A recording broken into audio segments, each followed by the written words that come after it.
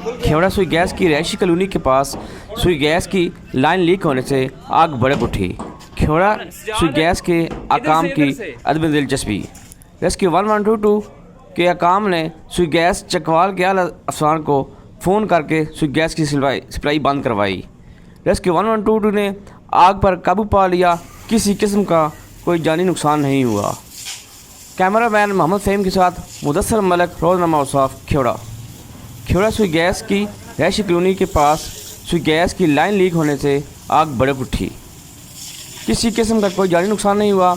नाज़रीन, आपको बताता चलूँ कि इससे कबल भी कई शहरियों की शिकायत मौसूल हुई हैं कि सुई गैस की बड़ी प्रॉब्लम होती है। तो लिहाजा हम आला अफसरान से अपील करते हैं, सुई गैस के जो चेयरमैन हैं उनसे भरपूर अपील करते हैं कि खेवड़े में सुई गैस की आए रोज़ प्रॉब्लम आ रही है। किसी न किसी महल्ले में कोई ना कोई मसला होता है।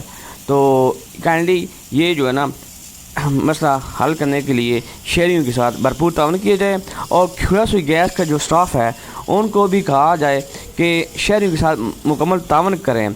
अब नाज़रीन, जिस तरह ये गैस भड़की है, ये सिविल अस्पताल खेवड़ा की दीवार है।